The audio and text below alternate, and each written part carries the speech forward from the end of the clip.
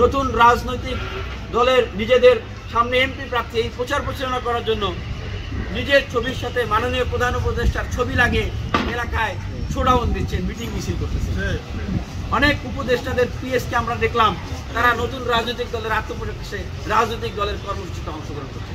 এই হলো বাংলাদেশের 5 আগস্টের পরে যে চালু করা নিরপেক্ষতা, নির্দলীয়তার নামে চালু করা কোটার এখন রাজনৈতিক পরিণতি। আমরা সেই জায়গা থেকে আমরা মাননীয় প্রধান উপদেষ্টার কাছে আহ্বান জানাচ্ছি, আপনাদেরকে একটি গোষ্ঠী, একটি গ্রুপ তারা নিজেদের রাজনৈতিক স্বার্থে আপনাকে ভুল পথে পরিচালিত করছে। আমরা মনে করছি এটা আপনাকে ভুল বোঝাচ্ছে। আপনার যে সার্বজনীনতা, বিশ্বব্যাপী আপনার যে গ্রহণযোগ্যতা, আপনার প্রতি বাংলাদেশের মানুষের, ছাত্র সমাজের, রাজনৈতিক ছাত্র সংগঠন এবং দলগুলোর যে আস্থার জায়গা, সেই জায়গাটাকে ফাটল তৈরি করার জন্য এই ধরনের কর্মকাণ্ড করা হচ্ছে।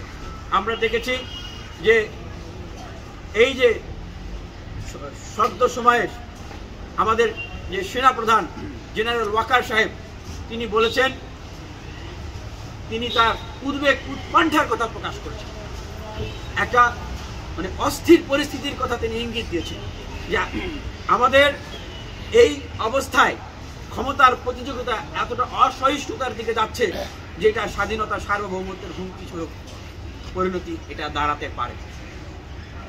উনি এক পর্যায়ে বললেন যে আর চাপা রাখতে পারলাম না, প্রকাশ করলাম, কেউ মন খারাপ করলে আমি দুঃখ প্রকাশ করছি। ঠিক আমরাও বলছি যে আমরা ক্ষমতায় যাওয়ার জন্য এইরকম বিরোধীদের সমালোচনা করতেছি না। আমাদের যদি ক্ষমতায় যাওয়ার খায়েশই কেবলমাত্র থাকতো তাহলে 24-এর জাতীয় নির্বাচনে আমাদেরকে 5 কোটি করে টাকা এবং 10টা আসনের অফার করা হয়েছিল শেখ হাসিনার পক্ষ থেকে। আমাকে 7 মাস কারাগারে রাখা হয়েছিল সলিটারি কনফাইনমেন্টে। বাংলাদেশে 5ই আগস্টের পরে সর্বপ্রথম কোটা প্রথা কোথায় প্রয়োগ করা হয় আপনারা কি অবগত আছেন? বলতে পারবেন? আপনাদেরকে একটু ধরিয়ে দিই। বাংলাদেশে 5ই আগস্টের পরে সর্বপ্রথম কোটা ব্যবস্থার প্রয়োগ করা হয় উপদেষ্টা নিয়োগের ক্ষেত্রে।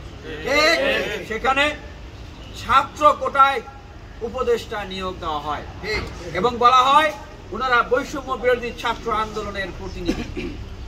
এর পরবর্তীতে আমরা দেখলাম যে বৈষম্য বিরোধী যে প্ল্যাটফর্ম, যেখানে ছাত্র অধিকার পরিষদ, ছাত্র শক্তি, ছাত্র দল, ছাত্র শিবির, ছাত্র ইউনিয়ন, ফেডারেশন সহ অন্যান্য সকল ছাত্র সংগঠনের পদধারী নেতৃবৃন্দদের, ইভেন ছাত্রলীগেরও পদধারী নেতৃবৃন্দদের একটি সংমিশ্রণ, সমন্বয় ছিল, অংশগ্রহণ ছিল।